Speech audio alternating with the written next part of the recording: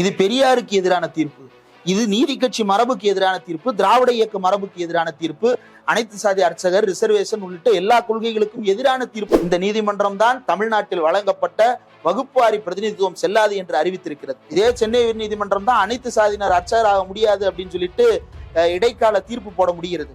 அப்போ இதெல்லாம் புதுசு கிடையாது, இதெல்லாம் ஏற்கனவே இருக்கக்கூடிய பழைய வரலாறு தான். ஆனா இதெல்லாம் அதிர்ச்சி கொள்ளத்தக்கது அல்ல. அதிர்ச்சி கொள்ளத்தக்கது வந்து மக்கள் மத்தியில் இருக்கக்கூடிய மயான அமைதி தான். இவங்க தீர்ப்பு கொடுக்கும் பொழுது 2 மேற்கோளை மட்டும் எடுத்துக்கிறாங்க. ஒன்னு அம்பேத்கர், இன்னொன்னு சிபி ராமசாமி ஐயர். சிபி ராமசாமி ஐயருடைய மேற்கோளை பத்தி தேடும் பொழுது அவங்களுக்கு அந்த புக் கிடைக்கலையா? நான் வேணா லைவா கூட ஒரு டெமோ காட்டுறேன்.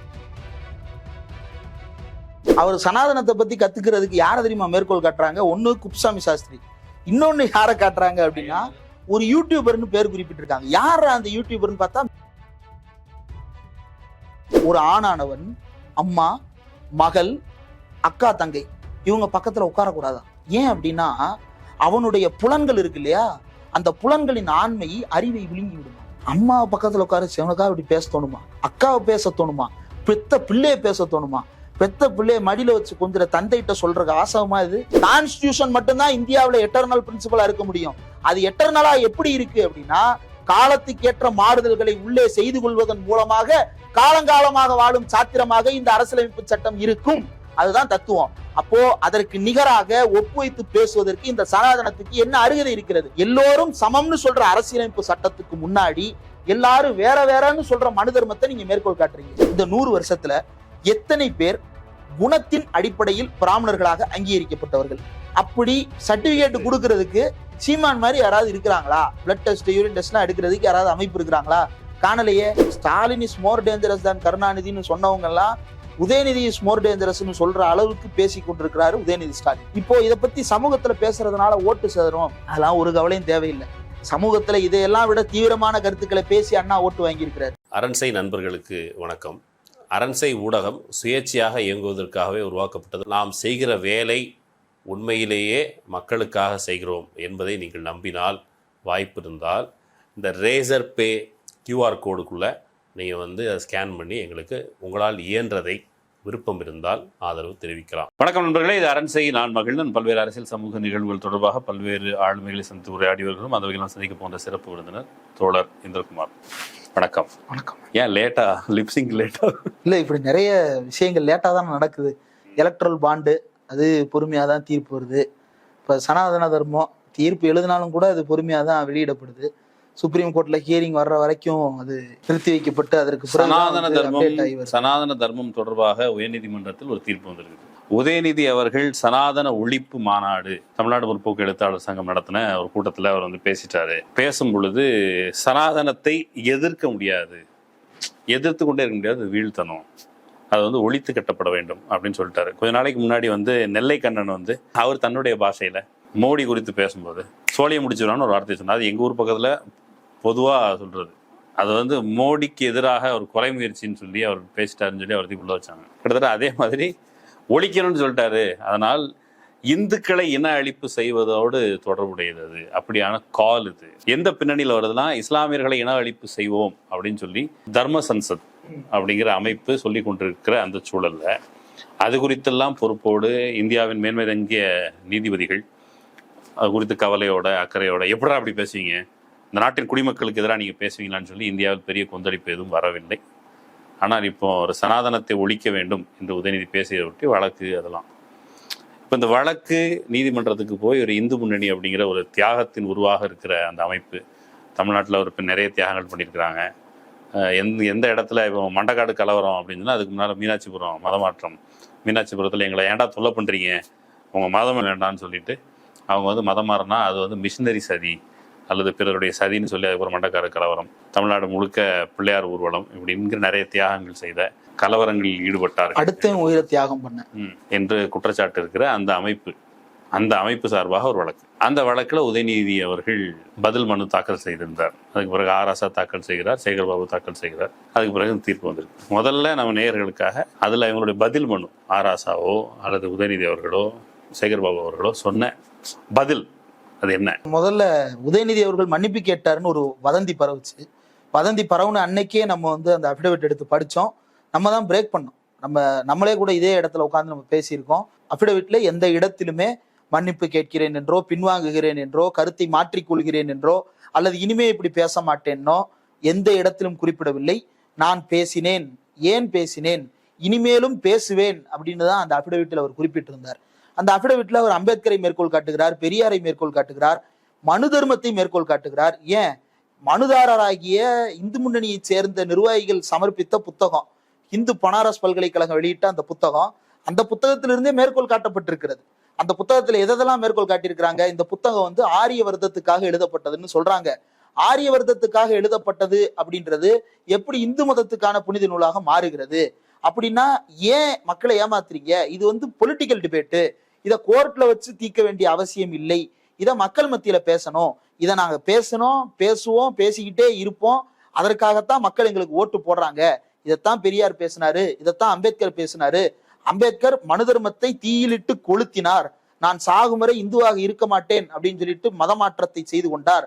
அப்படின்றது எல்லாவற்றுக்கும் காரணம் இவங்க சொல்ற இந்த சனாதனம், வர்ணாசிரமம், மனு தர்மம், இந்த மூன்றும் தானே தவிர வேற அல்ல அப்படின்றத ரொம்ப தெளிவாக அந்த அஃபிடவிட்டில் விளக்கி இருக்கிறார்கள். விளக்கி விட்டு தான் இந்த கோவாரண்டோ மனுவே வந்து செல்லுபடி ஆகத்தக்கது அல்ல, இதை டிஸ்மிஸ் பண்ணணும் அப்படின்றதுதான் பெட்டிஷனே. வழக்கு இவ்வளவுதான். இப்போ வந்து சனாதனம்னா என்ன அப்படின்னு பேசல. முதல்ல மனுதாரர் தாக்கல் பண்றாரு, அந்த தாக்கலுக்கு பதில் மனு தாக்கல் பண்றாங்க. கிட்டத்தட்ட 40 பக்கம் போட்டு பதில் மனு தாக்கல் பண்றாங்க. பதில் மனுல ஏன் இப்படி பேசுனேன்னு இவர் சொல்றாரு. ஆனா நீதிமன்றத்துக்கு முன்னாடி இவர் ஏன் பேசினார், இவர் ஏன் மனு தாக்கல் செய்தார் அப்படின்றது இல்ல நோக்கம். நீதிமன்றத்தினுக்கு முன்னாடி வைக்கப்பட்ட பிளீ என்ன? கோவாரண்டோ பிறப்பீங்க அப்படின்றது தானே. இது ஹேட் ஸ்பீச், அதனால கோவாரண்டோ பிறப்பீங்க அப்படின்றது தான் இது. கோவாரண்டோ மெயின்டெனபிளா இல்லையா அப்படின்றது ஆரம்பத்திலே டிசைட் பண்ணா கேஸே இல்லையே. 3 மாசம் எதற்காக கேஸ் நடந்திருக்கணும்? அக்டோபர் மாசத்துல இருந்து நடக்குதுன்னு நினைக்கிறேன். அக்டோபரா? கரெக்ட். அக்டோபர், நவம்பர், டிசம்பர், ஜனவரி, பிப்ரவரி, மார்ச், 6 மாசம் ஆயிருக்குது. எதற்காக இந்த 6 மாச காலகட்டம்? கான்ஸ்டிடியூஷன் படி ஒரு எம்எல்ஏவை தகுதி நீக்கம் பண்றதுக்கான அத்தாரிட்டி கோர்ட்டுக்கு கிடையாது. இது கோர்ட்டுக்கு நல்லாவே தெரியும். பல்வேறு முன்னுதாரண வழக்குகளை வந்து மாண்புமிகு நீதிபதி அவர்கள் அனிதா சுமந்த் அவர்களே குறிப்பிட்டிருக்கிறார். பேராசிரியர் அன்பழகன் வழக்கை குறிப்பிடுறாங்க, இந்தியா முழுக்க தகுதி நீக்கம் செய்யப்பட்ட வழக்குகள் எல்லாத்தையும் குறிப்பிட்டு எதுவுமே நீதிமன்றம் தகுதி நீக்க முடியாது. நீதிமன்றத்தால கன்விக்ஷன் இருந்துச்சுன்னா அதன் அடிப்படையில உத்தரவு பிறப்பிக்க முடியுமே தவிர கன்விக்ஷனே இல்லாம செய்ய முடியாது அப்படின்றது முன்னாடியே தெரிஞ்ச விஷயம் தானே.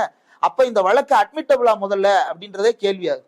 2வது நீதிபதி எங்க பிரச்சனை உருவாக்குறாங்க அப்படின்னா, சனாதனத்துக்கு வலிந்து விளக்கம் கொடுக்க முற்பட்டு சனாதனம் என்பது இந்துக்களின் தர்மம் அப்படின்னு நிறுவ முயற்சி செய்கிறார். சனாதனம் என்பது இந்துக்களின் தர்மம், வர்ணாசிரமம் என்பது ஒரு முறை, மனுஸ்மிருதினா அது தனி. இதுக்கும் சாதிக்கும் தொடர்பு இல்லை, இதுக்கும் மக்களுடைய பிரிவுகளுக்கும் தொடர்பு இல்லை. அதுல அவரு ரொம்ப குறிப்பா என்ன சொல்றாரு, அவன் சாதி பார்த்து என்னென்னமோ பண்ணிட்டு திரியிறான்னா அதுக்கு நீங்க வர்ணாசிரமத்தை குறை சொல்லுவீங்களா அப்படின்னு சொல்லிட்டு கேள்வி கேட்கிறாங்க. அந்த வர்ணாசிரமம் தான் இந்தியாவில் சாதிகளை பாதுகாத்து கொண்டிருக்கிறது, அந்த மதத்தின் பெயரால் தான் இங்கு சாதிகள் நிலவி கொண்டிருக்கின்றன அப்படின்னு தான் அம்பேத்கர் சொன்னாரு. கான்ஸ்டிடியூஷனை எழுதி தந்த அம்பேத்கர் சொன்ன வரிகள் இதையெல்லாம். கான்ஸ்டிடியூஷனை எழுதுறதுக்கு முன்னால மனு தர்ம சாஸ்திரத்தை கொளுத்திட்டு தான் வந்து எழுதினாரு. இதையும் நீ சிறுபான்மையினருக்கு எதிராக பயன்படுத்த துணிந்தால் நான் இதனை கொளுத்துவேன்னு அரசியலமைப்பு சட்டத்தை எழுதி கொண்டிருக்கிற அந்த மன்றத்திலேயே சொல்லுகிறார் அம்பேத்கர். அதற்கு பிறகு எழுதி முடித்து விட்டு வெளியே வந்த பிறகு பிபிசி நேர்காணல்ல சொல்லுறார் அம்பேத்கர், நான் இந்த அரசியலமைப்பு சட்டத்தையும் கொளுத்துவேன், இது சிறுபான்மையினருக்கு எதிராக இருந்தால், இது மக்களை பாதுகாக்க பயன்படாவிட்டால், ஜனநாயகத்துக்கு பயன்படாவிட்டால் கொளுத்தி விடுவேன் அப்படின்னு அம்பேத்கர் சொல்லுகிறார். திரும்ப என் மேல பழிப்படாதீங்க, என்னடா சும்மா என்ன சொல்லிட்டு இருக்கேன்னு கோபமாவே கேட்கிறாரு. அத சொல்லிட்டு தான் அவர் வந்து கான்ஸ்டிடியூஷன், ஃபாதர் ஆஃப் கான்ஸ்டிடியூஷன் கொண்டாடுறோம். இப்ப இதுல நீதிபதி அனிதா சுமந்த் என்ன பண்றாங்கன்னா, உச்சகட்டமா, அதாவது இந்தியாவினுடைய அரசியல் அமைப்பால் உருவாக்கப்பட்ட மன்றங்கள் எல்லாம் என்ன மாதிரியாக மாறிக்கொண்டிருக்கின்றன பயம் வருது. கோர்ட்டுன்றது கான்ஸ்டிடியூஷனல் எஸ்டாப்ளிஷ்மெண்ட், சுப்ரீம் கோர்ட்டும் ஹை கோர்ட்டும் தான் கான்ஸ்டிடியூஷனல் கோர்ட்டு. கீழமை நீதிமன்றங்கள்னு சொல்லக்கூடிய வந்து sessions court, criminal court, magistrate, இவங்கெல்லாம் வந்து கான்ஸ்டிடியூஷனை வச்சு தீர்ப்பு கொடுக்க முடியாது, கான்ஸ்டிடியூஷன் மீது இவங்க பேச முடியாது. அதன் அடிப்படையில் நிறுவப்பட்ட உயர் நீதிமன்றங்களுக்கு கீழே இவங்க செயல்படுவாங்க. அதனாலதான் ஆனந்த் வெங்கடேசன்லாம் துணிச்சலா அடிக்கிறாரு. யார? கீழமை நீதிமன்ற நீதிபதியை நீ என்ன தீர்ப்பு கொடுத்திருக்கன்னு கேட்கிறாரு. அதுக்கு அந்த கீழமை நீதிபதி கண்ணீர் விட்டு வருந்தி அந்த பதவியிலிருந்தே வெளியே போற அளவுக்கு அவர் வந்து மன உளைச்சலுக்கு ஆளாக்கப்பட்டிருக்கிறார். அந்த லட்சணத்துலதான் கீழமை நீதிமன்றங்கள் இருக்கு. அப்ப ஒரு கான்ஸ்டிடியூஷனல் கோர்ட்ல இவங்க என்னென்ன மாதிரியான வார்த்தைகளை பயன்படுத்தணும் அப்படின்றது கான்ஸ்டிடியூஷனுக்கு உட்பட்டு இருக்கிறது. இவங்க மனு தர்மத்தை மேற்கோள் காட்டுகிறார்கள். இதுதான் வந்து இந்தியாவினுடைய அரசியலமைப்பால் உருவாக்கப்பட்ட அவைகளில் பேசப்பட்ட மோசமான வார்த்தையான இல்ல. இந்த நீதிமன்றத்துக்கு பேக் ஹிஸ்டரி இருக்கு. இந்த நீதிமன்றம் தான் தமிழ்நாட்டில் வழங்கப்பட்ட வகுப்புவாரி பிரதிநிதித்துவம் செல்லாது என்று அறிவித்திருக்கிறது. இந்த சென்னை உயர்நீதிமன்றம், இதே சென்னை உயர்நீதிமன்றம் தான் அனைத்து சாதியினர் அர்ச்சகராக முடியாது அப்படின்னு சொல்லிட்டு இடைக்கால தீர்ப்பு போட முடிகிறது. அப்போ இதெல்லாம் புதுசு கிடையாது, இதெல்லாம் ஏற்கனவே இருக்கக்கூடிய பழைய வரலாறு தான். அதில் சிவாஜி சத்திரியர் கிடையாது அப்படின்னு இந்த மன்றம் தீர்ப்பு கொடுத்திருக்கு. கோயில்ல நாடார்கள் நுழையக்கூடாது தீர்ப்பு கொடுத்திருக்கு. எல்லாமே அதனுடைய இது எல்லாமே பாருங்களேன் ஒரு காமன் லைன். ரிசர்வேஷன் பத்தி குறிப்பிட்டீங்க. ரிசர்வேஷன் பத்தியும் முன்னாடி சண்பகம் துரைராஜ், அதுக்கு பிறகு பெரியார் போராட்டம் நடத்துகிறார். திரும்பி அதே டோன்ல தான் வருது. அப்போ இது அதிர்ச்சி கொள்ளத்தக்கதல்ல. உயர்நீதிமன்றங்கள், இதே உயர்நீதிமன்றம் கீழவன்மணியில 44 பேரை எரிச்சு கொன்ன கோபாலகிருஷ்ணன் நாயுடு அவர் பெரிய செல்வந்தர், அவர் நல்லவர், அவரு கார்ல போறவர் இறங்கி தீ வச்சு கொடுத்துவார். பணக்காரர் எங்க இப்படிலாம் பண்ண போறாரு? இது நீதிமன்றத்துல நம்ம ஹிஸ்டாரிக்கலா இருக்கு கேசஸ். அப்போ நாம இதுல அதிர்ச்சி கொள்ளத்தக்க விஷயம் இல்லை அப்படின்னு தான் அது புரிஞ்சுக்க முடியுது. இப்படியான தீர்ப்புகள் வரும். அனைத்து சாதியினர் அர்ச்சகராகலாம் அப்படின்னு சொன்னா ஜிஆர் சுவாமிநாதன் போயிட்டு ஒரு நிகழ்ச்சியில அதுல இன்னார் தான் அர்ச்சகராக முடியும் அப்படின்னு மரபு இருக்குது. முனீஸ்வரநாத் பண்டாரே ஆகம கோயில்ல அர்ச்சகராக நியமிக்க கூடாது அப்படின்னு சொல்லி தீர்ப்பு கொடுத்துட்டு தானே போனாரு இதற்கு முன்னாடி இருந்த தலைமை நீதிபதி. ஆனா இதெல்லாம் அதிர்ச்சி கொள்ளத்தக்கது அல்ல. அதிர்ச்சி கொள்ளத்தக்கது மக்கள் மத்தியில் இருக்கக்கூடிய மயான அமைதி தான். இதற்கு முன்னாடி பெரியார் அந்த கம்யூனல் ஜியோ கேன்சல் பண்ண போது தமிழ்நாடு தழுவிய அளவுல ப்ரொட்டஸ்ட் நடத்தினார். தமிழ்நாடு முழுக்க பிரச்சாரத்துக்கு சென்றார். பகுதி பகுதியாக கூட்டங்களை நடத்தினார். பெண்களை முன்னிறுத்தி கூட்டம் நடத்தினார். அண்ணா கூட்டம் நடத்தினார். இதற்கு எதிராக கடுமையான அழுத்தம் கொடுக்கப்பட்டு இங்க இருந்து சீஃப் மினிஸ்டர் உள்ளிட்ட கேங் நேருட்ட ஓடி போயிட்டு வந்தாங்க. ஐயா பெரியாரை கட்டுப்படுத்த முடியல, ஏதாவது செய்யுங்கன்னு சொல்லிட்டு இங்கிருந்து பிரதமரை பார்த்து விட்டு குடியரசுத் தலைவரை பார்த்து விட்டு ஓடி வந்து கொண்டிருந்தார்கள். அந்த அளவுக்கு சமூகத்துல அழுத்தத்தை உருவாக்கினவர் பெரியார். இன்னைக்கு காங்கிரஸ் கிளைம் பண்றாங்க, நாங்க தான் முதல்ல இடஒதுக்கீடு கொடுத்தோம் அப்படின்னு சொல்லிட்டு. காங்கிரஸ் இன்றைக்கு பல பேர் காங்கிரஸ் மூத்த நிர்வாகிகளே நாங்க தான் ரிசர்வேஷன் கொடுத்தோம் அப்படின்னு சொல்லிட்டு இருக்காங்க. அது உண்மை இல்ல. உண்மை என்ன, பெரியார் போராடினார், அதன் விளைவாக அந்த சட்ட திருத்தம் கொண்டு வரப்பட்டது. நீங்க ரிசர்வேஷன் கொடுக்கறதுனா ஓப்பனிங்ல எழுதியிருக்க வேண்டியதானே. பேக்வர்ட் கிளாஸ் ரிசர்வேஷனை பத்தி ஏன் எழுதல? அப்ப சோசியலி எஜுகேஷனலி பேக்வர்டு கம்யூனிட்டிஸுக்கு கொடுக்கக்கூடிய ரிசர்வேஷன் என்பது அடிப்படை உரிமைகளை மீறுவது அல்ல, அது டிஸ்கிரிமினேஷன் கிடையாது, அது அஃபர்மேட்டிவ் ஆக்ஷன் அப்படின்றத பெரியார் சொல்லிதான் அந்த சட்ட திருத்தம் செய்யப்படுகிறது. அப்போ இன்னைக்கு அந்த மாதிரியான திருத்தங்களை செய்வதற்கு சமூகம் அழுத்தமாக இருக்கிறதா அப்படின்னா அந்த அழுத்தத்தை உருவாக்க வேண்டிய பொறுப்பில் இருப்பவர்கள் யாரு? நீதிபதி தீர்ப்புல சில இடங்கள்ல காட்டுற மேற்கோள், நீ இத்தனை சாதியா பிரிச்சு வச்சிருக்கீங்க, பிசி எம்பிசி எஸ்ஏ விட்டாங்க, பிசி எம்பிசி பிரிச்சு வச்சிருக்கீங்க, இவங்க தங்களுக்குள்ள அந்த கிடைக்கிற வசதிகள் அனுகூலங்கள் அதை அனுபவிப்பதற்காக தங்களுக்குள்ளே அடித்து கொண்டு தே ஆர் பிகமிங் ஃபெரோஷியஸ் அப்படிங்கிற வார்த்தையை பயன்படுத்துறாங்க. வன்னியர் சங்கம், பாமக உள்ளிட்டவர்கள் வன்னியர்கள் இடஒதுக்கீடு அதிகரித்து தரப்பட வேண்டும் என்று போராட்டம் நடத்தினாங்க. வன்முறையில் ஈடுபட்டாங்க அல்லது ட்ரெயினை நிப்பாட்டினாங்க இப்படிலாம் குற்றச்சாட்டு இருந்துச்சு. பட் அவங்களோட லெஜிட்டிமேட் ரைட், எங்களுக்கு இடஒதுக்கீடு வேணும், அதிகப்படுத்தி தரணும், எங்க மக்கள் பின்னங்கி இருக்கிறாங்கன்னு சொல்றது லெஜிட்டிமேட் ரைட். இப்ப நீதிபதியினுடைய இந்த பாசிங் ஸ்டேட்மெண்ட் அல்லது பாசிங் மேற்கோள், பாசிங்லாம் இல்ல, அவங்க கன்ஸ்ட்ரக்ட் பண்றாங்க. சனாதன தர்மம் தான் இந்து தர்மம் அப்படின்றத அவங்க கன்ஸ்ட்ரக்ட் பண்ணி கொண்டு வர்றாங்க. அது நேச்சுரலா இருக்கானா? இல்லையே. அரசியலமைப்பு சட்டத்தை உருவாக்கி அவையில் விவாதிக்கப்பட்டதற்கு மாறான கருத்துக்கள் இங்க பேசப்பட்டிருக்கு. அவரே என்ன பண்றாரு, ஒரு வரியை திருத்துறாரு.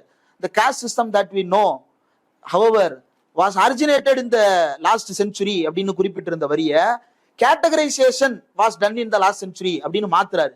அப்போ தீர்ப்பை மாத்திக்கிற உரிமை உங்களுக்கு உடனே வந்துருதா? எப்படி மாத்த முடியும்? கொடுப்பது ஒன்று, மாற்றுவது ஒன்று அப்படின்னு இருந்தா கேட்டகரைசேஷன் ஆஃப் காஸ்ட்னா என்னது? இப்ப இன்றைக்கு இருக்கிற வன்னியர்கள் அப்படின்றது ஒரு சிங்கிள் காஸ்ட் கிடையாது. பல்வேறு சாதிகள் இன்னைக்கு வன்னியர்களா ஒண்ணு சேர்ந்துக்கிறாங்க. பல்வேறு சாதிகள் நாடாரா, பல்வேறு சாதிகள் முக்குளத்தோர், பல்வேறு சாதிகள் கங்கு வேளாளர் இப்படின்னு சொல்லிட்டு கம்யூனிட்டி ஆர்கனைஸ் ஆகிறது இருக்குல்ல. இந்த கேட்டகரைசேஷன் ரீசெண்ட். ஆனா இவங்க சாதின்ற கேட்டகரியை உருவாக்குனது அப்படின்றது, இந்த கேட்டகரைசேஷன் ஏன் நடக்குது அப்படின்னா ஒரு போராட்டத்துக்காக நடக்குது, ஒரு கொள்கைக்காக நடக்கிறது, ஒரு முன்னேற்றத்துக்காக நடக்கிறது.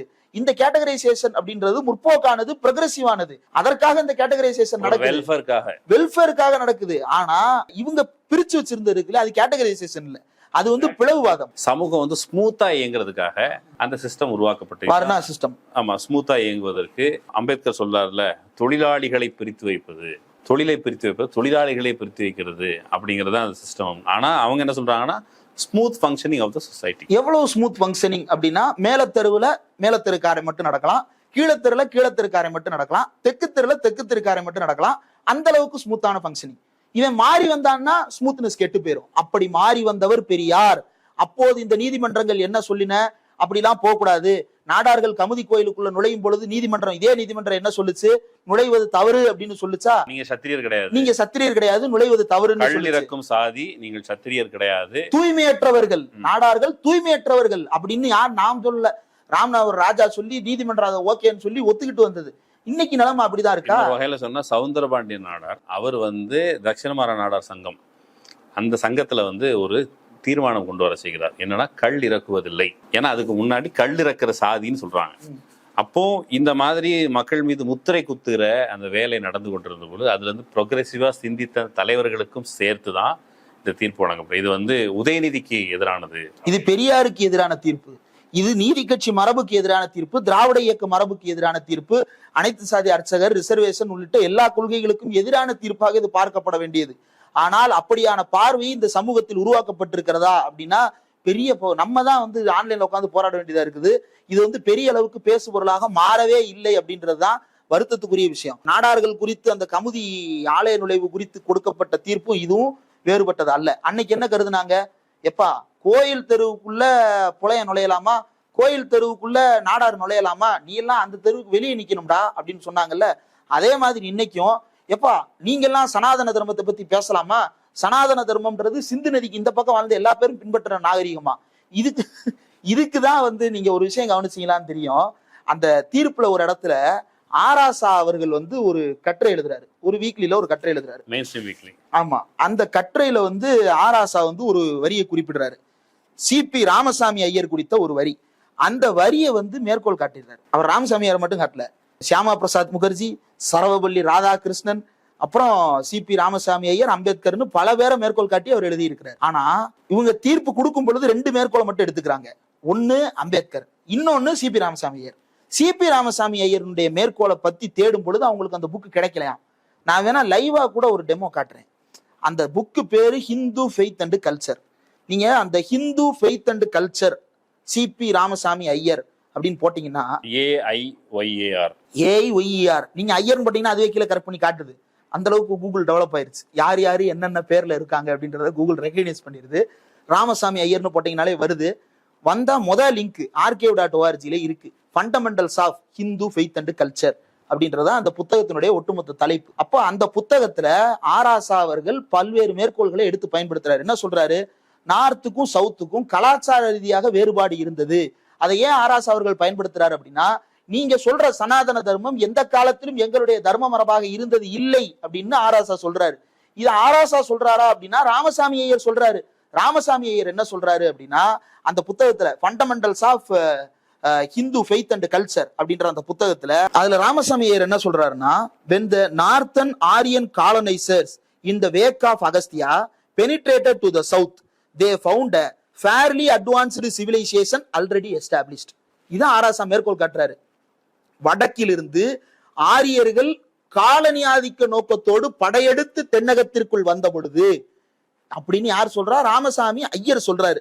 சொல்லிட்டு தெற்கில் அவர்கள் ஏற்கனவே முன்னேறிய ஒரு நாகரீகம் இருந்ததை பார்க்கிறார்கள் அப்படின்னு குறிப்பிடுறாரு. அவர் அதுக்கு ராமாயணம் உள்ளிட்டவற்றையெல்லாம் மேற்கோள் காட்டுறாரு. மதுரை என்னும் நகரம் பெரும் அலங்காரமாக நகைகளாலும் மாளிகைகளாலும் தங்க புரியாக ஜொலித்துக் கொண்டிருக்கும் அப்படின்ற வரிகளை எல்லாம் மேற்கோள் காட்டுகிறார். மேற்கோள் காட்டி நார்த்து வேற சவுத்து வேறாகத்தான் இருந்தது அப்படின்றத எஸ்டாப்ளிஷ் பண்றாரு. அது மட்டும் அல்ல, அவர் வடக்குக்கும் தெற்குக்கும் இருக்கக்கூடிய பல்வேறு வேறுபாடுகளுக்கு இன்னொரு உதாரணத்தை பயன்படுத்துகிறார்.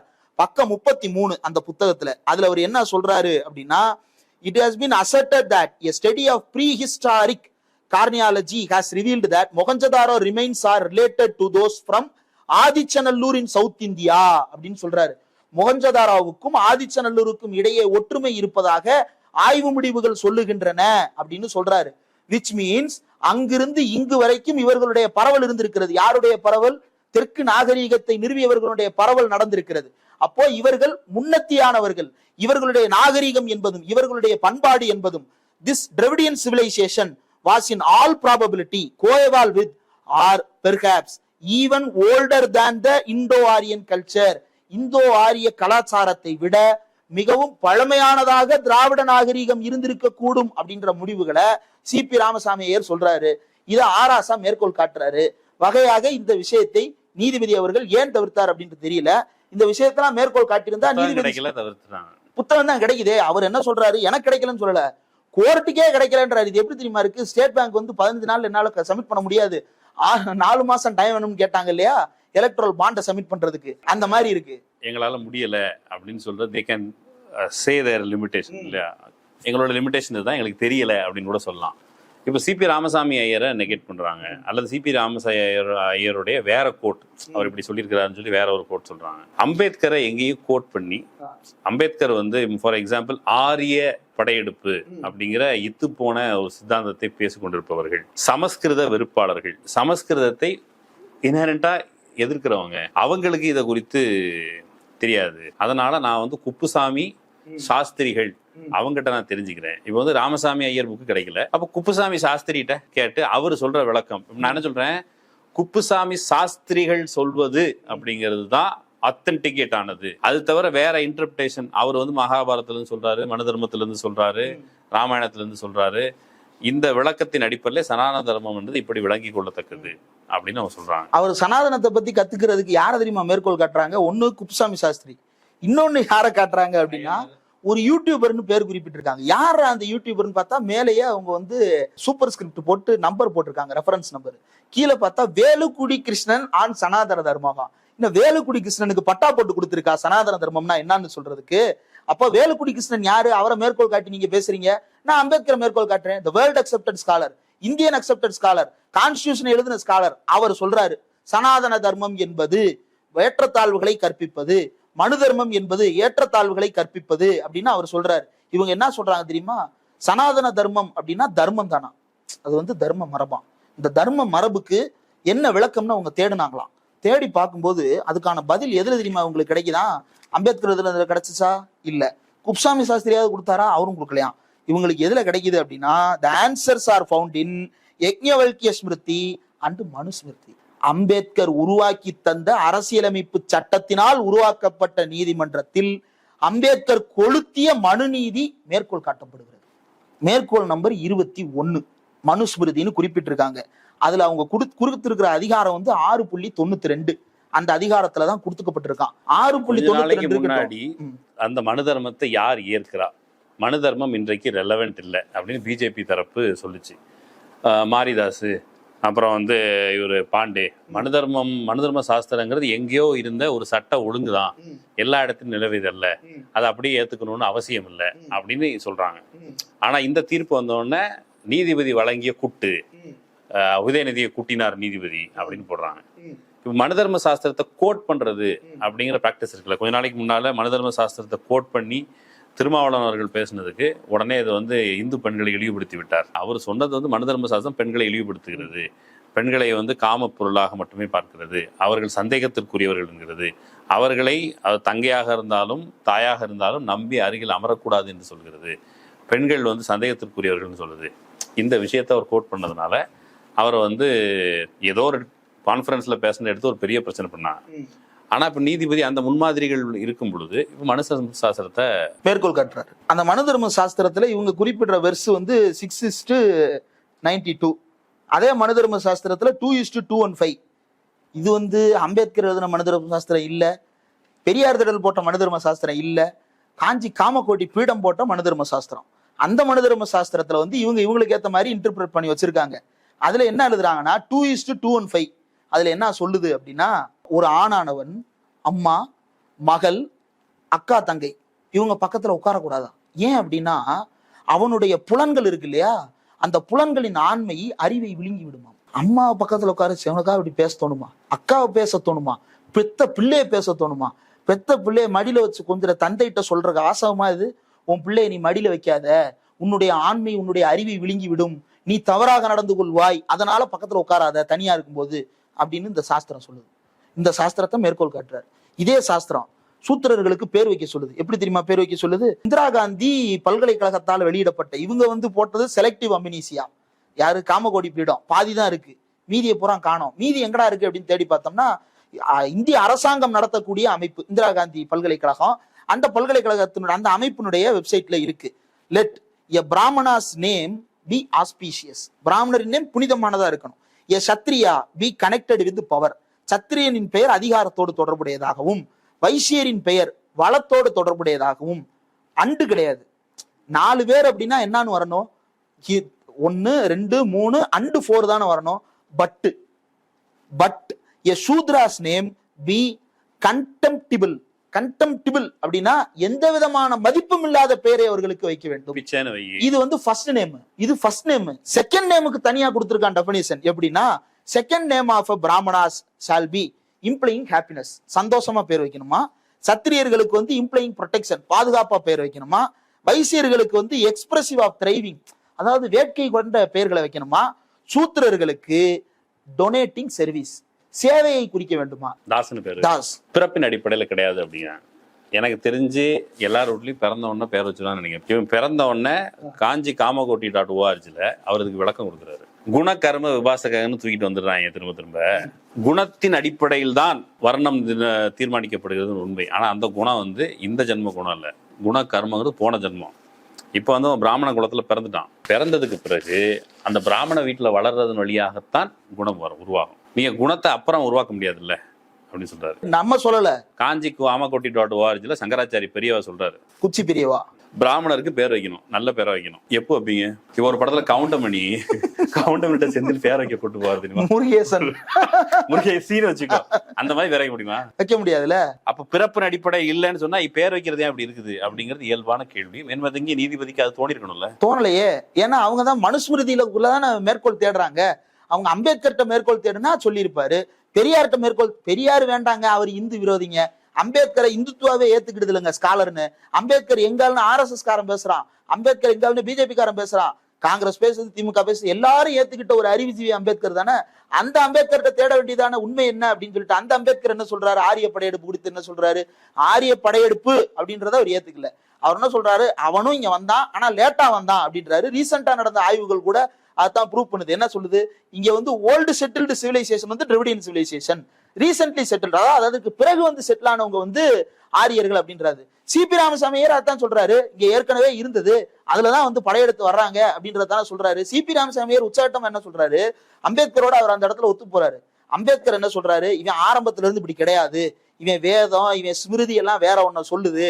பௌத்த மதம் வந்ததற்கு பிறகு இவனுக்கு பூரா சாத்வீகமா வேஷம் போட தொடங்கிட்டாங்கன்னு அம்பேத்கர் சொல்றாரா இல்லையா? பௌத்தத்தின் வீழ்ச்சிக்கு பிறகு தங்களுக்கு ஒரு சாத்வீக வேடம் போன தொடங்கினார்கள் அப்படின்னு அம்பேத்கர் சொல்றாரு. அதை சிபி ராமசாமியாரும் சொல்றாரு. சமீபத்துல கூட துஷ்யந்த் ஸ்ரீதர்ங்கிறது ராமர் சாப்பிட்டார், அந்த அந்த யுகத்தில் சாப்பிட்டார், சத்திய தர்மத்தின் படி சாப்பிட்டார் அப்படிங்கிறாருல. அதுல எல்லாத்தையுமே சாப்பிட்டு இருந்தான்.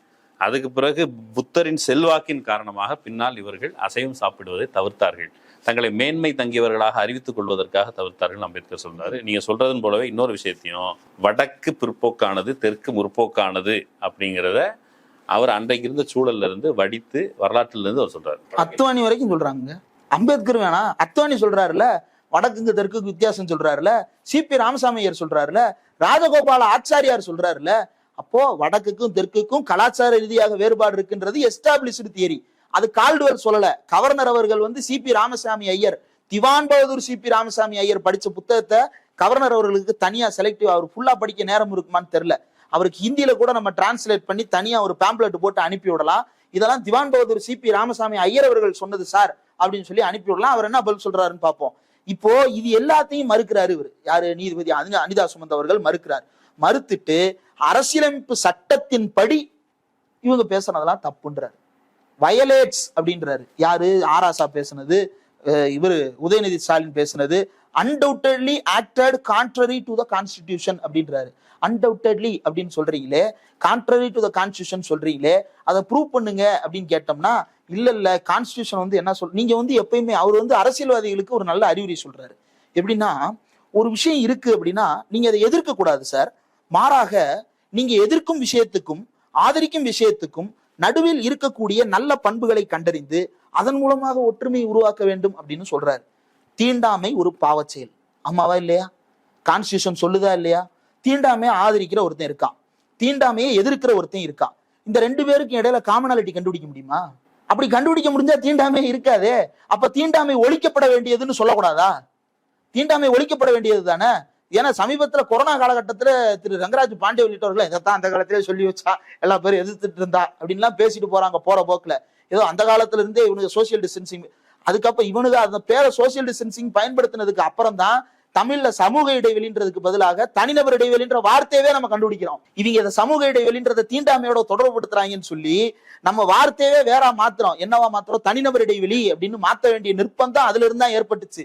நீங்க அதுக்கு முன்னாடி வந்த செய்திகள் எல்லாத்துலயும் பாத்தீங்கன்னா சமூக இடைவெளின்னு இருக்கும். அப்படி தீண்டாமை ஆதரிக்கிற ஒரு குரூப்புக்கும் எதிராக இருக்கிற குரூப்புக்கும் இடையில எப்படி ஒற்றுமையை கண்டுபிடிக்க முடியாதோ, சனாதனத்தை ஆதரிப்பவர்களுக்கும் சனாதனத்தை எதிர்ப்பவர்களுக்கும் இடையே ஒற்றுமையை கண்டுபிடிக்க முடியும்னு நீங்க கருதலாம்.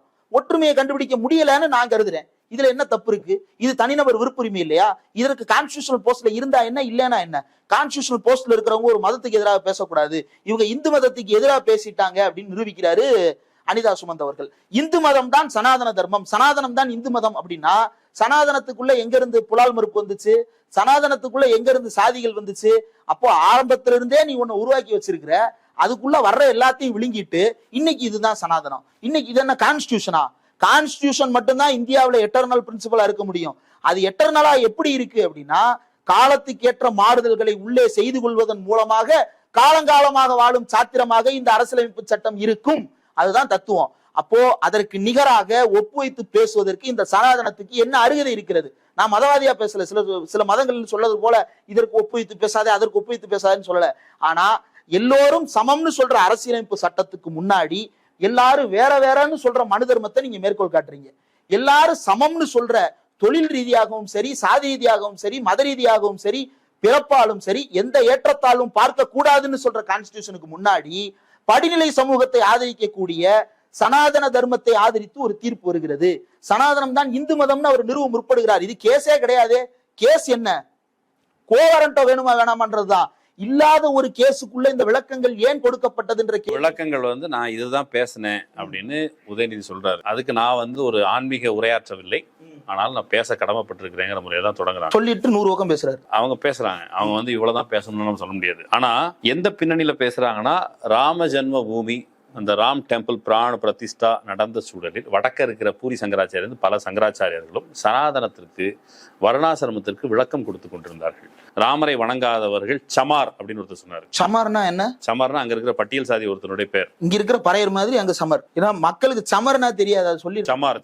இப்போ தமிழ்நாட்டுல சாம்பவர்கள் அப்படின்னு பறையற சொல்றாங்கல்ல, அது மாதிரி சமார். அது அதே போல இன்னொரு சங்கராச்சாரி ஒருத்தர் சொல்றாரு, என்ன பாருங்க, குணகர்ம விபாசக்கெல்லாம் கிடையாது. இது குணம்ங்கிறது முன் ஜென்மம், அந்த வினையின் பயன். இந்த ஜென்மத்துல எவனாவது பிராமணனா பிறக்கிறான், ஆனா அவன் சூத்திர தன்மையோட இருக்கிறான் அப்படின்னா அவனை என்ன சொல்லணும்? இதுல அந்த அம்மையார் மேற்கோள் காமிக்கும் பொழுது சனாதன தர்மா அப்படிங்கிறது இது நவுனு, இது அப்ஜெக்டிவ் அப்படின்னு சொல்றாங்க. தர்மா நவுனு. இதுல அவர் ஒண்ணு அப்ஜெக்டிவ் சொல்றாரு. அப்ஜெக்டிவ் என்னன்னா, பிராமணோ சூத்ர, அவன் பிராமணன் தான், அந்த பேரு மாறாது. பிராமணோ சூத்திரனான சொல்லிக்கோ, ஆனா அந்த பிராமணன் நிந்திக்க கூடாது, பிராமணன் தூசிக்க கூடாது. அவன் இந்த ஜென்மத்துல சூத்திரன் நடந்துக்கிட்டு அடுத்த ஜென்மத்துல வேணா ஏதாவது ஆகட்டும், ஆனா இந்த ஜென்மத்தில் பிராமணனாக பிறந்த காரணத்தினால் அவன் முழுவதுமாக மதிக்கத்தக்கவன் அப்படின்னு சொல்றாரு.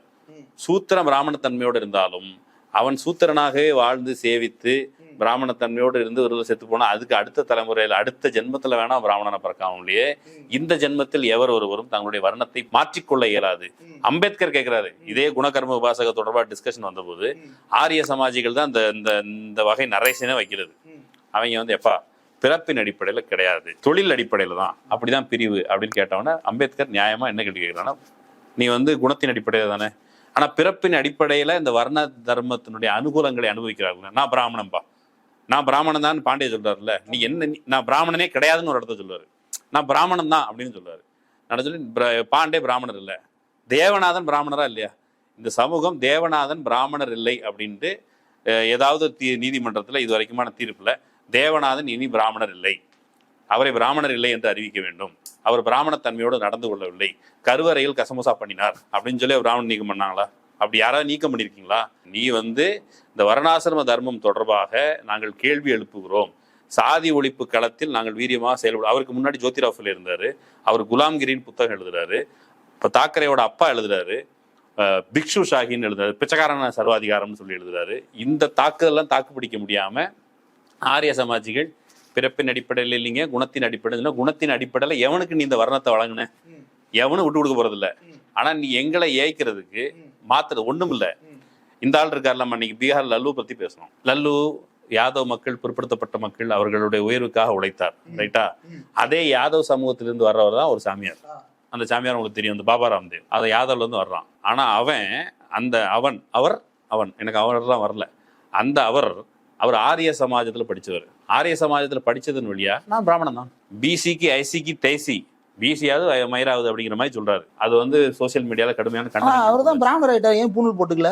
தன்னைத்தானே நான் வந்து திரிவேதி, 3 வேதங்களை படித்தேன், திரிவேதி 4 வேதங்களை படித்தவன் ஆகையால் சதுர்வேதி, திவிவேதி 2 வேதங்கள் படிச்சிருக்கேன்லாம் சொல்றாரு. அவர் கிளைம் பண்ணிக்கிறாரு. ஆரிய சமாஜம் என்ன பண்ணுன்னா, பாபா ராம்தேவ் மாதிரியான ஆட்களை உருவாக்கி சொந்த சமூக மக்களை டைல்யூட் பண்றதுக்கான வேலையை செய்யும் அப்படின்னு அம்பேத்கர் அன்றே கணித்து சொல்கிறார். ஆனால் நூற்றாண்டுகள் கழித்து இன்றைக்கு ஆரிய சமாஜத்தினுடைய அந்த வருஷனை பிறப்பின் அடிப்படையில் இல்ல. பிறப்பின் அடிப்படையில் நமக்கு கேள்வி என்னன்னா, எச் ராஜா பிராமணரா இல்லையா? எதன் அடிப்படையில் அவர் பிராமணர்? பாண்டே பிராமணரா இல்லையா? எதன் அடிப்படையில் அவர் பிராமணர்? பாண்டேல இருந்து இன்னும் நிறைய பத்ரி பிராமணரா? பதிப்பகம் நடத்தினா பிராமணரா? எதன் அடிப்படையில் பத்ரி பிராமணர்? இப்படி நிறைய பட்டியல் இருக்கு. இவர்கள் எண்ணெயில இருந்து பிராமணர் ஆனாங்க, பிறப்பின் அடிப்படையில் பிராமணர் இல்லை. அதாவது அந்த பூணூல் அணிவிக்கிற கல்யாணத்தை வந்து எச் ராஜாவுக்கு முன்னாடி நடத்தலை. அவர் பிராமணர் ஆயிட்டாரான்னு சொல்லி அவருக்கு பரிசோதிச்சு டெஸ்ட்லாம் வச்சு இப்படி நடந்ததா? எதன் அடிப்படையில் நாங்கள் சூத்திரம்? இந்த நாட்டின் பெரும்பான்மை மக்கள் அவர்களுக்கு என்னைக்காவது வந்து இப்போ வந்து பூணூல் கல்யாணம் நடத்தி வைக்கிறாங்க. பூணூல் கல்யாணம் நடத்துறதுக்கு இவங்கெல்லாம் வந்து பிராமணர் ஆயிட்டாங்கன்னு சொல்லி பண்ணாங்களா? பறையர்கள் கூட்டு வந்து நூலை மாட்டி விடு அப்படின்னு சொல்லி பண்றாங்க. சரி, நூல் மாட்டியாச்சுல, வாங்க போய் அர்ச்சகர் ஆகும்னா அதுக்கு ஸ்டே ஆர்டர் போடுறாங்க. ஆகம கோயில்ல அர்ச்சகர் ஆக கூடாதுன்றாங்க. சரி, இவ்வளவு காலம் ஆயிருச்சு, 100 வருஷத்துலதான் புது கேட்டகரைசேஷன்லாம் வந்துருச்சுன்னு அம்மா சொல்றாங்க. 100 வருஷத்துலதான் புது கேட்டகரி வந்துச்சு. இந்த 100 வருஷத்துல எத்தனை பேர் குணத்தின் அடிப்படையில் பிராமணர்களாக அங்கீகரிக்கப்பட்டவர்கள்? அப்படி சர்டிபிகேட் கொடுக்கறதுக்கு சீமான் மாதிரி யாராவது இருக்கிறாங்களா? பிளட் டெஸ்ட், யூரின் டெஸ்ட் எல்லாம் எடுக்கிறதுக்கு யாராவது அமைப்பு இருக்கிறாங்களா? காணலையே. அப்போ யாருமே அதிகாரியாக இல்லாத இடத்துல வேலுக்குடி கிருஷ்ணன் மாதிரியான ஆட்களும் மகா பெரியவா மாதிரியான ஆட்களும் திடீர்னு தான் தோன்றிகளாக வந்து அவர்கள் வந்து அருள்பாலிக்க தொடங்கி அதற்கான அத்தாரிட்டிகளாக மாறிக்கொள்கிறார்கள். இதுல சிபி ராமசாமி ஐயருடைய இன்னும் ஒரே ஒரு மேற்கோள். சிபி ராமசாமி ஐயர் இவ்வளவு மேற்கோள் காட்டியே ஐயர் சொல்றதெல்லாம் ஏத்துக்கிறியா அப்படின்னா, எனக்கும் சிபி ராமசாமி ஐயருக்கும் எந்த சம்பந்தமும் கிடையாது. அவரோட கொள்கை உறவும் எனக்கு கிடையாது, தனிநபர் பகையும் எனக்கு கிடையாது. அவர் எப்பயோ வாழ்ந்து செத்து போனவர். அவர் சொன்ன கொள்கைகள் பல விஷயங்கள் இன்னைக்கு சமூகத்தில் முரண்பாடாகத்தான் இருக்கின்றன. ஆனா அவர் சொல்றாரு, அவர் இந்துராஜ்யம் கேட்டவர். அவர் சொல்றாருங்க, என்ன சொல்றாரு அப்படின்னா, இந்த பிராமணியமும் சத்திரியமும், அதாவது Buddha indeed was declared to be an avatar of Vishnu and ultimately what was once Brahminism or at the most Brahmin Kshatriya philosophy became Hinduism. புத்தரை உள்ள விழுங்கி பிராமண சத்திரிய தத்துவம் என்பது இந்து மதமாக மாறுகிறது அப்படின்னு நான் சொல்லல, சிபி ராமசாமி ஐயர் சொல்றாரு. இப்போ ஏற்கனவே என்ன டிபேட் போய்கிட்டு இருக்கு அப்படின்னா, ஹிந்து மதத்தை பிராக்டிஸ் பண்றவங்க தான் ஹிந்துஸ், மற்றவங்க எல்லாம் ஹிந்துஸ் இல்ல அப்படின்னு சொல்லுது. மதம் அற்றவனாக என்னை அறிவித்துக் கொள்வதற்கு இந்த அரசியலமைப்பு சட்டம் ஏதாவது வழி கொடுத்திருக்கிறதா? இந்த கோடு பில் ஏதாவது வழி கொடுத்திருக்கிறதா? எதுலையுமே வழி இல்லைல்ல. அப்ப ஏதோ ஒரு மதத்துக்குள்ளதான் இந்தியாவுக்குள்ள வாழ்ந்து ஆக வேண்டும். அதை ப்ரொபோஸ் பண்ணாதான் இவன், பண்ணலைனா இவன் அப்படின்னு சொல்லுவதற்கான கேள்வியே வாட் இஸ் ப்ரொஃபஸிங் ஹிந்துயிசம். நீங்க வந்து ஒரு கோயில்ல என்ன விட மாட்டீங்க, கோயில்ல கொடிமரத்தை தாண்டி விடக்கூடாதுன்னு சமீப காலம் வரைக்கும் தீர்ப்பு சொன்னீங்க.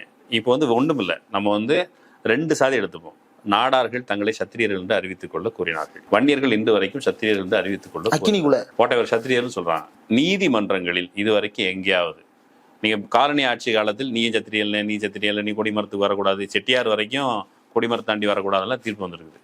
நம்ம என்ன சொல்றோம், இன்னைக்கு ஏதாவது ஒரு சாதி நீங்க வந்து என்ன சொல்றாங்க, ஃப்ராட் அகேன்ஸ்ட் த கான்ஸ்டியூஷன். அதுல இந்த கான்ஸ்டியூஷன் அடிப்படையில் நீங்க கான்ஸ்டியூஷன் மத விவகாரங்களில் நீங்க வந்து மத ரீதியான ஸ்கிரிப்சர்ஸ் வச்சு தான் நீங்க விளக்கம் கொடுக்கணும் அப்படின்னு வச்சிருக்கிறீங்க.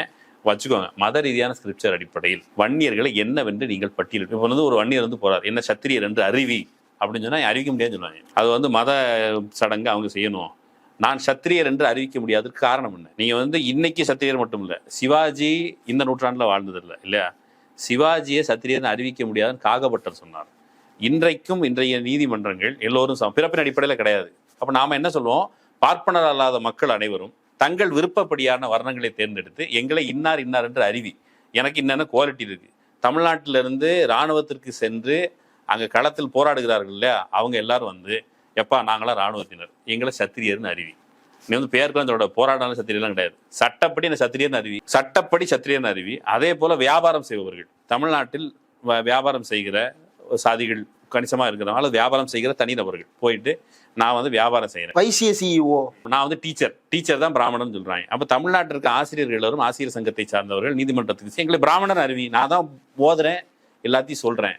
அப்போ இதை அறிவிப்பதற்கு ஃபார் எக்ஸாம்பிள் யாராவது அதே வகையில நான் கல் உடைக்கிறேன், நான் பிராமண சாதியில பிராமணர் வீட்டில் பிறந்துட்டேன், நான் கல் உடைக்கிறேன், நான் துப்புரவு வேலை பார்க்குறேன் அப்படின்னு யாராவது பிராமணர்கள் தாமே முன் வந்து எங்களை எண்ணி சூத்திரன்னு அறிவி அப்படின்னு யாராவது கேட்டாங்க, நம்மளாம் என்ன கேட்கலாம்? மீடியா பர்சன்ஸ், ஜேர்னலிஸ்டுகள்லாம் ஒரு வெங்காயம் வேணாம்னு கேட்கணும். இல்ல இப்படி தொடர்ச்சியா இப்படி கேட்டுக்கிட்டே இருக்கிறது, நீதிமன்றம் பதில் சொல்லிக்கிட்டே இருக்கிறது. இந்த விவகாரத்துல நீதிமன்றம் வந்து உச்சகட்டமா ஒண்ணு குறிப்பிடுறாங்க. என்ன அப்படின்னா, அன்பழகன் அவர்கள் வந்து 192 பாயிண்ட் கே அன்பழகன் போட்டா அது வரும், பேர்னிங் த கான்ஸ்டிடியூஷன். திமுகவினருக்கு அல்லது வந்து இன்றைய இளைய தலைமுறையினருக்கு ஞாபகப்படுத்தப்பட வேண்டிய ஒரு வரலாற இந்த தீர்ப்பு எடுத்து கொடுத்திருக்கிறது அப்படின்னு நான் நினைக்கிறேன். இதை நானா பேசினேன் அல்லது நம்மளா பேசணும் அப்படின்னா நம்ம மேல தேச துரோக வழக்கு கூட பாய வாய்ப்பு இருக்கிறது. ஆனா 192 பாயிண்ட்ல அவர் சொன்னது கான்ஸ்டிடியூஷனை கொளுத்துவேன் அப்படின்னு அன்பழகன் உள்ளிட்டவர்கள் எல்லாம் அப்ப எம்ஜிஆர் ஆட்சி காலம் வெளியே கொடுத்தாங்கன்னு சொல்லி உள்ள டிஸ்குவாலிஃபை பண்ணாங்க. 1980s நடக்குது. வெளியே கொடுத்தாங்க அப்படின்னு சொல்லிட்டு ஹவுஸ் டிஸ்குவாலிஃபை பண்ணுது. இவங்க என்ன சொல்றாங்கன்னா, ஹவுஸ் தான் அந்த டெசிஷன் எடுக்க முடியுமே தவிர கோர்ட் அந்த டெசிஷன் எடுக்க முடியாது, நாங்க அப்படி எடுக்கல அப்படின்றத மேற்கோள் காட்டுறாங்க. அப்ப என்ன நடந்துச்சு அப்படின்னா, எம்ஜிஆர் ஆட்சி காலம் நவோதயா பள்ளிக்கூடங்கள் வந்து இங்க திணிக்கப்பட்டது. நவோதயா பள்ளிக்கூடங்கள் என்பது இந்திய மொழியாக கொண்ட பள்ளிக்கூடம். அதை தமிழ்நாட்டில் உருவாக்குறேன்னு வந்தாங்க. இப்ப என்ன சொல்றது அதிமுக, நாங்க நவோதயாவை தடுத்து நிறுத்தணும்னு. நல்லா தடுத்து நிறுத்துச்சு. அன்னைக்கு திமுக உறுப்பினர்கள் தங்களுடைய பதவியை இழந்து அரசியலமைப்பு சட்டத்தை கொளுத்தி போராடிய காரணத்தினால் அந்த சட்டம் தடுத்து நிறுத்தப்பட்டது. அதனாலதான் இன்னைக்கு இவங்க கிளைம் பண்ணிக்கிறாங்களே தவிர உண்மையிலேயே அது எம்ஜிஆர் தானா தடுத்து நிறுத்தினது அல்ல. அன்னைக்கு கலைஞர் உள்ளிட்டவர்கள் இந்தியாவில் கடைசியாக எனக்கு தெரிந்து அரசியலமைப்பு சட்டத்தின் நகலை கொளுத்தும் போராட்டத்தை நடத்திய ஒரே கட்சி திமுக. எங்க நடத்தினாங்க? வாயில கூட கொளுத்த மாட்டாருங்க அவரு. வாயில வந்து உறுதிமொழி எடுத்துக்கிட்டாரு. ஐ சாலம்லி அஃபர்ம் அப்படின்னு சொல்லிட்டு கான்ஸ்டிடியூஷன் மேல பிரமாணம் எடுத்து கையெழுத்து போட்டு கொடுக்குறாரு. அதனால திமுக வந்து பிரிவினைவாத சக்தி அது இதெல்லாம் சொல்றாங்க. அப்படி கொளுத்துனதுக்கு காரணம் என்ன? இந்தி அபிஷியல் லாங்குவேஜ் அப்படின்றதன் அடிப்படையில தானே நீ அதை கொண்டு வர்ற. அதை நீ கான்ஸ்டிடியூஷன்ல வச்சிருக்க அப்படின்னா அதை நான் எரிப்பேன் அப்படின்னு போராடுறாங்க. இதுதான் பெரியார் போராட்டம். அந்த பிரிவை, ஆமா அந்த பிரிவு தான். புல்லானா 150-300 பக்கம் புக்கைமா தூக்கிட்டு போய் பிரிண்ட் அடிப்பாங்க. அதை வந்து நகல் எடுத்து அதை எரிக்கிறாங்க, அந்த சரத்துக்களை எரிக்கிறாங்க. இதை எரிச்சா வந்து ஐயோ தேச துரோகம் அப்படின்னு சொல்லிட்டு அன்னைக்கெல்லாம் கொதிச்சாங்க.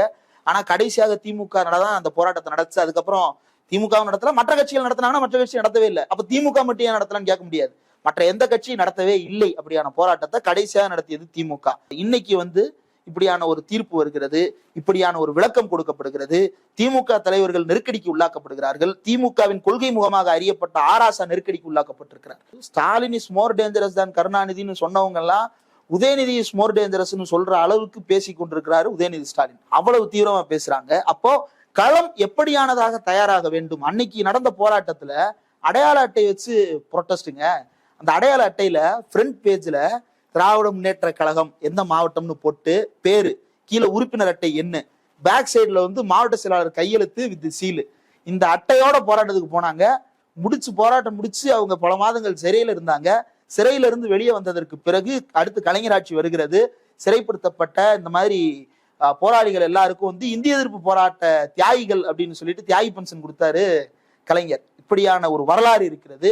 இப்போ இந்த வரலாறெல்லாம் இன்றைக்கு என்னவா இருக்கு? நீதிமன்றங்களில் பெரியார்ன்ற புக்கு. அந்த புக்ல முக்கியமான வழக்கு என்ன? அந்த திருச்சி கலெக்டருக்கு எதிரான வழக்கு. அந்த வழக்குக்கும் பெரியாருக்கும் எந்த சம்பந்தமும் கிடையாது. அததான் அவர் சொல்லியே போறாரு. நீதிபதியும் தெரியாது, அந்த கலெக்டரையும் தெரியாது. அவர் தப்பு பண்ணாரா பண்ணலையா அதை பத்திலாம் ஐ டோன்ட் கேர். நீ என்ன சொன்ன, அவன் என்ன செஞ்சான், இதுக்கு நடுவில் இருக்கக்கூடிய கிரே ஏரியாவை நான் பேசணும் அப்படின்னு சொல்லிட்டு உள்ள போய் பேசினாரு. இன்னைக்கு நீதிமன்றங்களில் பெரியாராக அது நிற்கிறது. காலத்துக்கும் ஆவணமாக பெரியார் இந்த சமூகத்தை எப்படி வர்ணித்தார் என்பதை சாரமா புரிந்து கொள்ளக்கூடிய ஒரே உரையாக அது இருக்கிறது. அதே மாதிரி இது தயாராக வேண்டும். இப்போ இதை பத்தி சமூகத்துல பேசுறதுனால ஓட்டு சேரும், அதெல்லாம் ஒரு கவலையும் தேவையில்லை. சமூகத்துல இதையெல்லாம் விட தீவிரமான கருத்துக்களை பேசி அண்ணா ஓட்டு வாங்கி இருக்கிறார். இதையெல்லாம் விட கடுமையான கருத்துக்களை பேசிதான் சூழல் மாறி இருக்குது. என்ன சூழல் மாறிடுச்சு? சூழல் மாறி இருக்கு. எப்படி மாறி இருக்கு அப்படின்னா, 1967 இருந்த சூழல் இன்னைக்கு திரும்ப வந்திருக்கு. 56 இருந்த சூழல் இன்னைக்கு திரும்ப வந்திருக்கு. 75 இருந்த சூழல் இன்னைக்கு திரும்ப வந்திருக்கு. அந்த அளவுக்கு சொரணையாலாம் இல்லைங்கிற யதார்த்தத்துல இருந்து நம்ம பேசணும். அந்த யதார்த்தத்தை புரிஞ்சுக்கிட்டோம். 67 நடந்த போராட்டம், அதற்கு முன்னால் பெரியார் நடத்திய போராட்டம், அதன் விளை பயனை அனுபவிக்கிற ஒரு கூட்டம் புதிய வர்க்கமாக எழுந்திருக்கிறது.